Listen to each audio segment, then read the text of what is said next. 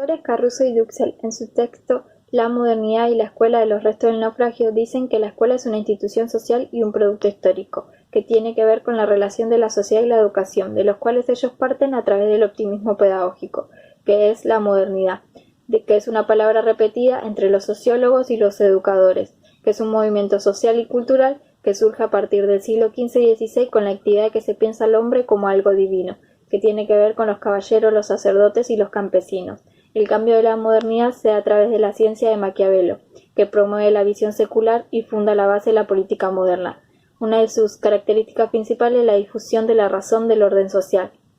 Tales así como la razón y el conocimiento racional fueron uno de los principales proyectos de la sociedad. En la democracia de la Argentina, la obra de Sarmiento forma parte de las instituciones educativas y en el imaginario de los docentes de las escuelas normales, donde Sarmiento comprendió el conflicto entre las provincias unidas de la independencia y acudió a la explicación desde la barbarie para la construcción de la nación, donde propuso la condición antidemocrática propia de los modelos democráticos,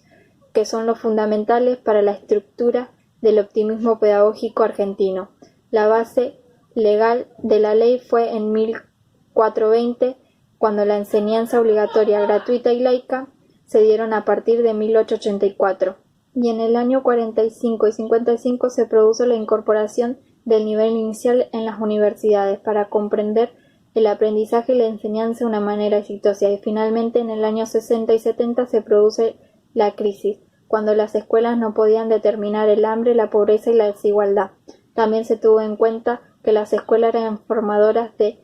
sujetos democráticos y también se desarrollaría de una manera de preservar el orden social y de una manera desigual e injusta. Ustedes con su texto La concepción de la educación argentina a partir de 1880 dice que Juan Bautista Alberdi empieza a cuestionar el valor de la educación como formadora del individuo y critica la educación de esa época señalando la educación formal como principio de los medios y la creación de un nuevo modelo llamado educación de las cosas, que tiene que ver con la conjugación de la influencia que intervienen en la transformación del individuo, y los medios que utiliza son la inmigración y los ferrocarriles, en la cual dice que propone una educación en forma a base de lo científico y a lo técnico en vez de los abogados y los médicos. Y Sarmiento concebía la educación como un factor de principio de cambio y modernización, en donde la educación popular se dividía en tres capacidades. Estaba la capacidad de la industria a favor de la fuerza, la capacidad moral sobre la acción y la capacidad intelectual sobre la direccionalidad. Para ello Sarmiento propone una educación sobre la política económica y la enseñanza a favor de la utilidad y la ciencia, en donde también propone a la enseñanza un papel de estabilizador. Un factor importante sobre Sarmiento fue el papel legal del Estado, donde Sarmiento preveía que los sectores interesados en darle la educación a sus hijos eran los sectores de mayor poder. El Estado se encargaba de darle la educación a quienes querían recibirla. Sarmiento insistía sobre la educación primaria sobre cualquier otra cosa. La diferencia entre Alberdi y Sarmiento fue que el carácter combativo de Sarmiento era el énfasis de la educación y el carácter conservador de Alberdi era el no énfasis de la educación. Bachelor en su texto La noción del obstáculo epistemológico dice que hay que plantear el problema en términos de obstáculos, donde el conocimiento de lo real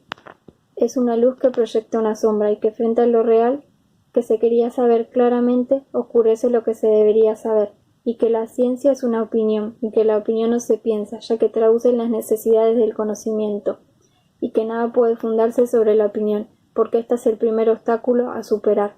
donde es necesario plantear los problemas. En este sentido, el problema es el inicio del verdadero valor del espíritu científico, donde el conocimiento da una respuesta a una pregunta y el espíritu prefiere su saber antes de ser criticado, en donde el espíritu conservativo domina y el espíritu creciente se detiene, donde la noción del obstáculo epistemológico es seleccionar los documentos recogidos por el historiador y juzgarlo desde el punto de vista de la razón. También se debe tener en cuenta los hechos como idea, y que los hechos mal adquiridos de esa época siguen siendo hechos para el historiador, en donde los epistemólogos a estos los llaman obstáculos, y que se debe tener en cuenta que esto está en contra de la cultura experimental, ya que se debe derribar los obstáculos momentáneos de la vida cotidiana. Kantiero en su texto La sociología clásica dice que tiene como punto de partida la ciencia social, que tiene que ver con el Renacimiento, y que su primer movimiento es llamado ciencia social, que su primer recursor es Maquiavelo, en donde el primer campo secualizador tiene que ver con el orden de la ciencia social y también anticipa la teoría sobre las políticas sobre el resto de otras disciplinas, y es ahí donde nace el contrato social sobre la soberanía popular. El segundo movimiento tiene que ver con la economía política, donde el autor Smith dice que está dirigida a los problemas de la ciencia social y en la economía política, donde no eran concebidas como únicos comportamientos cerrados, sino que eran en realidad fragmentos de una única ciencia social. Dice que la sociología es la ciencia de la crisis, que antes de ser revolucionaria es conservadora, de la reforma que garantiza el orden, y esto da paso a la revolución industrial, que es el nuevo acto. Y después están los dos autores, que por un lado está Weber, que dice que son las acciones sociales que se dan de manera interpretativa, y Durkheim dice que son los hechos sociales.